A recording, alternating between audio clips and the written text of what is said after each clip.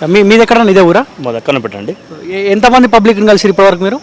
మేము దాదాపు మాకు సంబంధించినటువంటి ఈ కాన్స్టిట్యూషన్లో దాదాపు ఒక 10 నుంచి 20 వేల పైచీలకు మందిని మేము ఇప్పటికి కలవడం జరిగింది. ప్రతి ఒక్కరి అభిప్రాయం కూడా దేశానికి మోడీ, కరీంనగర్కు బండి అనేటువంటి అభిప్రాయాన్ని వ్యక్తం చేస్తూ ఉన్నారు.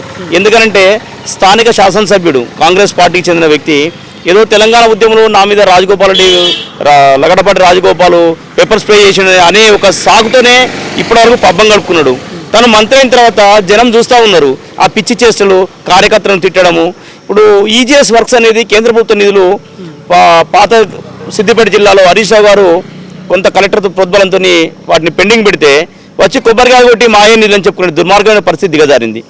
మొన్న అంతకుపెట్టు కొత్తకొండ రోడ్డు వరకు 12 కోట్ల రూపాయల నిధులతో మేము సంజయ్ గారిది నిధులు వచ్చినాయి అని మేము చెప్తే కాదు నేనే ఇచ్చిన నిధులను ఫ్లెక్సీ కట్టుకుంటే దుర్మార్గుడు ఆయన. ఈ కాన్స్టిట్యూషన్లో కనీసము గౌరవల్లికి నేను ఏమో చేస్తా అన్నాడు, మమ్మల్ని కరీంనగర్ జిల్లాలో కలుపుతా అన్నాడు. ఎన్ని దొంగ హామీలు ఇచ్చి కేసీఆర్ పరిపాలన కోపంతో ఇక్కడ గెలిచిండే తప్ప తనకు ఎలాంటి ఇక్కడ సంబంధాలు లేవు, ఉండని కూడా తెలియజేస్తా ఉన్నాం. ఓకే, ఎన్నిసార్లు వచ్చిండు ఈయన మంత్రి అయిన తర్వాత? వస్తున్నాడు, రోజు మార్నింగ్ వాక్లో ఉంటాడు, సాయంత్రం మధ్యాహ్నం వెళ్ళిపోతాడు. డైలీ వాకింగ్ చేస్తా ఉండా? 2లో కొన్నాడు, 3లో కొన్నాడు, మార్నింగ్ వాక్ అని ఒక ప్రోగ్రాంతో తిరుగుతూ ఉంటాడు.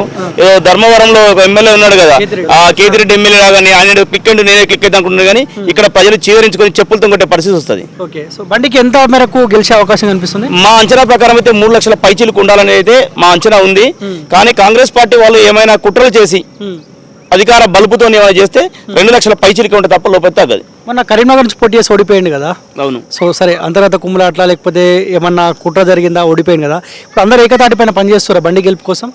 భారతీయ జనతా పార్టీ కార్యకర్తలే కాదు, నాయకులే కాదు, అభిమానులు దేశం కోసం ధర్మం కోసం పాటుపడే భారతీయ జనతా పార్టీ లేకపోతే దేశ సమగ్రత భవిష్యత్తుకు కష్టమవుతుంది. కాబట్టి భారతీయ జనతా పార్టీ బండి సంజయ్ని కరీంనగర్లో ఉంచాలి.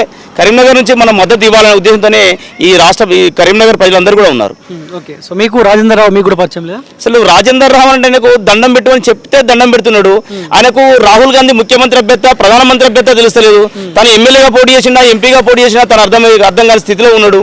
అటువంటి వ్యక్తిని తీసుకొచ్చి పెడితే ఏమవుతుంది? ఇంత దుర్మార్గమైన పాలన ఎందుకు అని అడుగుతా ఉన్నాం మేము. రేవంత్ రెడ్డి గారి ఒక మాట అంటున్నారు, గాడిది గుడ్డు. అసలు గాడిది గుడ్డు పెడతా అనే విషయం కూడా మర్చిపోయి గాడిది గుడ్డని ప్రచారం చేస్తున్నాడు.